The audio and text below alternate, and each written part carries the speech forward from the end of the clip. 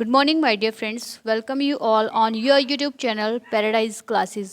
So friends, आज की जो हमारी वीडियो है वो हमारे 6th क्लास का जो चैप्टर फर्स्ट है what, where, how and when, उसके सॉल्यूशन को लेकर के, उसके क्वेश्चन आंसर को लेकर के है। तो सबसे पहले देखते हैं हम मैच द फॉलोइंग है नर्मदा वैली। तो देखिए नर्मदा वैली के बारे में हमने क्या पढ़ा था। नर्मदा वैली के में क्या स्टार्ट हुआ था हमारा हंटिंग और गैदरिंग। ठीक है, हंटिंग होना, शिकार होना शुरू हुआ था वहाँ पर। ठीक है, और लोग हैं जो गैदर होना शुरू हुए थे क्योंकि उनको जहाँ पर भी ये दिखता था ना कि वहीं कहीं पे उनको कुछ खाने पीने का सामान मिल रहा है, ठीक है, जिससे वो अपनी भूख मिटा सके, तो वहाँ पर वो गैदर होना शुरू हो जाते थे।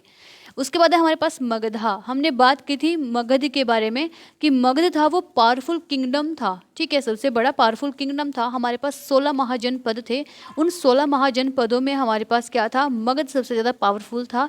रीज़न ये था कि उसके पास अच्छे जंगल थे, अच्छे हाथी थे, अच्छी नदियाँ थी, पहाड़ थे, चारों तरफ से वो सुरक्षित था। और जितने भी उसके पास जो भी संसाधन थे जिनको वो यूज़ कर सकता था वो सारे के सारे उसके पास उपलब्ध थे। ठीक है, तो इसीलिए मगध का क्या आएगा, द फर्स्ट बिग किंगडम, पहला बड़ा किंगडम था। नेक्स्ट है गारो हिल्स। तो देखिए गारो हिल्स हमारी कहाँ पड़ती है, ईस्ट साइड में पड़ती है। ठीक है, हमने आसाम में की था ना। ठीक है, आप लोगों को वीडियो सजेस्ट की जा रही है। ठीक, ये रही हमारी वीडियो, आप इसको यहाँ पर आकर के देख सकते हैं। इसमें हमने बहुत अच्छे से डिफाइन किया हुआ है कि किस तरीके से जो हमारा चैप्टर है उसकी वो किस बारे में है, क्या क्या बातें उसमें बताई गई हैं। ठीक है, गारो हिल्स में हमने क्या पढ़ा था कि इस पे अर्ली एग्रीकल्चर शुरू हुआ था, जो प्रारंभिक कृषि है वो शुरू हुई थी। ठीक है, इंडस और इट्स ट्रिब्यूटरीज, इंडस नदी, ठीक है, सिंधु नदी और इसकी जो सहायक नदी हैं उनके पास में क्या हुआ था, पहले जो फर्स्ट सिटीज़ हैं वो बसना शुरू हुई थी। गंगा वैली जो है, हमारे गंगा वैली के पास में 2500 साल पहले के आसपास जो है वो शहर जो है वो बसना शुरू हो गए थे। ठीक है, इसका आंसर आप यहाँ पर भी देख सकते हो। नर्मदा वैली है जो हमारी, नर्मदा वैली के पास में क्या था, हंटिंग और गैदरिंग था। मगध था हमारा द फर्स्ट बिग किंगडम था। गारो हिल्स था हमारे अर्ली एग्रीकल्चर था। इंडस और इट्स ट्रिब्यूटरीज में द फर्स्ट सिटीज़ थी। और उसके बाद है गंगा वैली में क्या था हमारा, सिटीज़ अबाउट 2500 ईयर्स अगो। ठीक है, यहाँ पर 2500 साल पहले जो मतलब नगर बसना शुरू हो गए थे। Least one major difference between manuscript and inscription. Manuscript में और इंस्क्रिप्शन में एक डिफरेंस बताना है इन दोनों के बीच में। तो मनु का मतलब हमने पढ़ा था कि हैंड होता है, स्क्रिप्ट का मतलब होता है कि लिखना किसी भी चीज़ को, यानी कि हाथ के द्वारा लिखी गई कोई भी चीज़ हमारी। एंड इंस्क्रिप्शन का मतलब क्या होता है, ठीक है, वही स्क्रिप्शन का मतलब होता है हमारा लिखना वगैरह। ठीक है, इनका मतलब है कि खुदाई करके किसी चीज़ के अंदर अंदर लिखना। ठीक है, तो खुदाई करके यानी कि किसी चीज़ को लिखना, जैसे हमारे नेम प्लेट होती है घर के बाहर में। ठीक है, अगर उसको हम खुदाई करके लिख दें, या फिर जैसे हम बोलते हैं कि किसी का स्मारक होता है, किसी बहुत प्रसिद्ध व्यक्ति का स्मारक होते हैं हमारे। ठीक है, या फिर हम ये बोल दें कि जैसे किसी भी स्कूल का, कॉलेज का नाम अगर हम उसको पेंट के थ्रू ना लिखवाएं, उसको हम अगर हम उसको स्टोन के अंदर इंस्क्राइब करा दें, उसको खुदवा दें, तब वो होता है। ठीक है, तो देखिए one major difference between manuscript and inscription is as follows. एक मेजर डिफरेंस क्या है इन चीज़ों के बीच में। Manuscripts they are hand written records of the past that were usually written on palm leaves और बार्क ऑफ ट्रीज। कि ये है जो हैंड रिटन रिकॉर्ड्स होते थे, ठीक है, हाथ से लिखे गए रिकॉर्ड्स होते थे पास्ट के, जो यूजुअली जो आमतौर पर किस पर लिखे जाते थे, या तो पाम लीफ पर लिखे जाते थे, ठीक है, जो हमारे ताम्रपत्र होते थे उनके ऊपर लिखे जाते थे, या फिर जो बार्क्स ऑफ ट्रीज होती थी यानी पेड़ की जो छाल होती थी उस पर लिखे जाते थे। इंस्क्रिप्शन क्या होता है, these are writings engraved on hard surfaces like stone और मेटल। कि ये राइटिंग्स होती है जो एनग्रेव की जाती है, जिनको खुदवाया जाता है किसके ऊपर, हार्ड सरफेस के ऊपर, कठोर सरफेस के ऊपर, जैसे कि कोई स्टोन हो गया, कोई मेटल हो गया। जैसे आप लोगों ने देखा होगा ना कि बहुत सारे कब्रिस्तान होते हैं, उनमें हम लिखवा के रखते हैं। ठीक है, हर एक कब्र पे ना लिखी होती है कि किसकी कब्र है, ये कब मरा था, कब पैदा हुआ था, वो सारी चीज़ें। तो वही हमारी क्या होती है, इंस्क्रिप्शंस होती हैं। थर्ड क्वेश्चन है return to Rashida's question, can you think of some answer to it. कि अगर आप रशीदा के क्वेश्चन पे वापस लौटो तो क्या आपको कुछ आंसर मिलता है इस चीज़ के लिए। तो सोल्यूशन क्या है, हम यहाँ सबसे पहले रशीदा का क्वेश्चन देखेंगे कि Rashida's question was how could anyone know what had happened so many years ago. कि रशीदा क्या क्वेश्चन किया था रशीदा ने कि इतने टाइम साल पहले क्या हुआ होगा और किसको कैसे पता होगा कि ऐसा कुछ हुआ है। So one can know about the past in the following different ways. कि हर कोई है जो वो पास्ट को है जो वो जान सकता है, कुछ वेज दिए गए हैं किस तरीके से।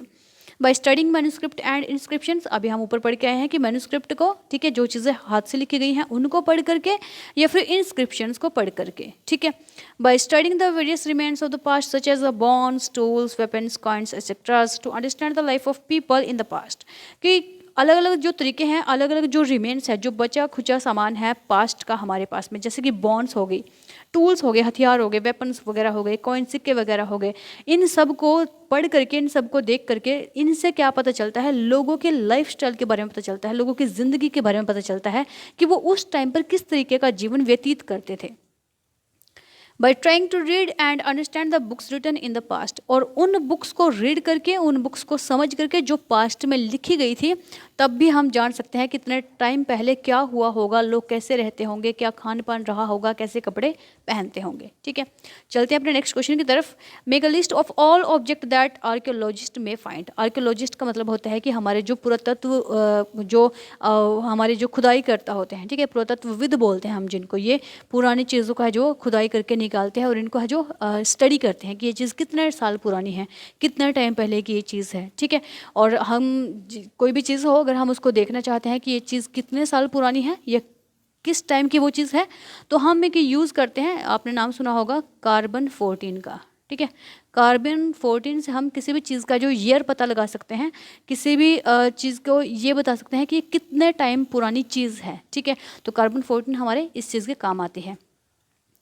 तो देखिए इसका क्या है, इसका आंसर क्या हो जाएगा हमारे पास कि आर्कियोलॉजिस्ट उन सब सारे ऑब्जेक्ट की लिस्ट बनाओ जो आर्कियोलॉजिस्ट ने है जो ढूंढी है। Which of this could be made of stones, जो है जो स्टोन की बनी हुई भी हों जिसमें, ठीक है। A list of all objects that archaeologist में फाइंड इज एज फॉलोज, कि वो सारे ऑब्जेक्ट जो आर्कियोलॉजिस्ट ने फाइंड किए हैं वो नीचे लिखे हुए हैं। सबसे पहले क्या है हमारे पास, रिमेन्स ऑफ बिल्डिंग्स यानी कि जो हमारी बड़ी बड़ी इमारतें हैं उनका जो भी बचा खुचा हुआ सामान है, ठीक है।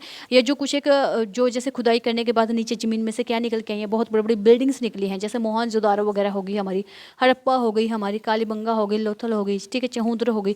तो यहाँ से हमें बहुत सारी ऐसी चीज़ें मिली हैं जो हमें हड़प्पा वासियों के बारे में, उससे पहले जो लोग हैं उनके बारे में है, जो उनके लाइफस्टाइल के बारे में, उनकी चीज़ों के बारे में हर चीज़ बताती है, ठीक है।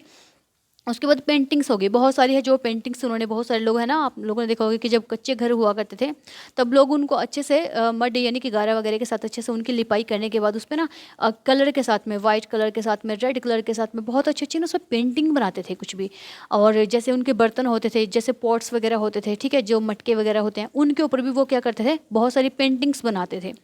स्कल्पचर्स हो गए हमारे, ठीक है, बहुत सारी चीज़ें हैं हमारे, बहुत सारे स्कल्पचर्स मिले हैं उस चीज़ों के, टूल्स मिले हैं हमें, बहुत सारे वेपन्स मिले हैं हमें, बहुत सारे पोर्ट्स मिले हैं, ठीक है, पोर्ट्स मतलब वही हमें जो मटके वगैरह है, पैंस मिले हैं हमें, बहुत सारे पैंस मिले हैं जिसको हम यूज़ कर सकते हैं, सॉरी जिनसे हम पता कर सकते हैं कि कैसे कैसे चीज़ें रही होंगी। ऑर्नामेंट्स मिले हैं जो उस टाइम पर लोग पहना करते थे। बॉन्स ऑफ एनिमल्स, जानवरों की हड्डियाँ मिली हैं हमें। कॉइन्स, बहुत सारे सिक्के मिले हैं हमें। The object that could be made up of stands are, और वो चीज़ें जो स्टोन से बनी हुई हैं वो नीचे हमारे पास क्या है, इनको हम देखते हैं, ठीक है। अब इन्होंने ये सारे दिए हुए थे, इसमें क्या है, रिमेन्स ऑफ बिल्डिंग्स है, स्कल्पचर्स हैं, टूल्स हैं, वेपन्स हैं और ऑर्नामेंट्स हैं। ये क्या है, ये वो चीज़ें हैं जो है जो स्टोन की बनी हुई थी, ठीक है। क्वेश्चन नंबर 5 है अपना, why do you think ordinary man and women did not generally keep records of what they did, कि आप लोगों को ऐसा क्यों लगता है कि जो ऑर्डनरी मैन थे, जो आम साधारण लोग थे, जो आदमी और औरत थे, उन्होंने अपना जो रिकॉर्ड नहीं रखा, उन्होंने ऐसा क्यों नहीं किया, ठीक है। व्हाट दे डिड, वो जो भी करते थे, मतलब जो भी वो करते थे उसका रिकॉर्ड क्यों नहीं बनाया उन्होंने क्यों नहीं लिखा, कि लोगों को क्यों नहीं पता है, लोगों को सिर्फ इसलिए पता है क्योंकि उसके कुछ ऑर्नामेंट्स मिल गए हैं, उनके कुछ बर्तन मिल गए हैं, उनके कुछ चीज़ें मिल गई हैं, उसके बेसिस पे हमने उनको आइडिया लगाया कि शायद जो आम जनता होगी वो ऐसी रही होगी, ठीक है। तो इसमें क्वेश्चन पूछा इन्होंने कि वो रिकॉर्ड क्यों नहीं रखते थे। Ordinary men and women did not generally keep records of what they did as they led a very simple lifestyle and did not consider it of such importance that it had to be recorded।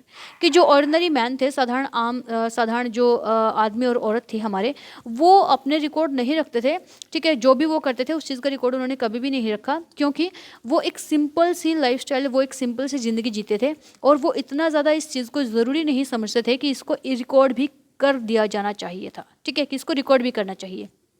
More over, यद्यपि they did not know how to read and write, वो ये भी नहीं जानते थे कि किस तरीके से किसी चीज़ को पढ़ा जाता है और किस तरीके से किसी चीज़ को लिखा जाता है।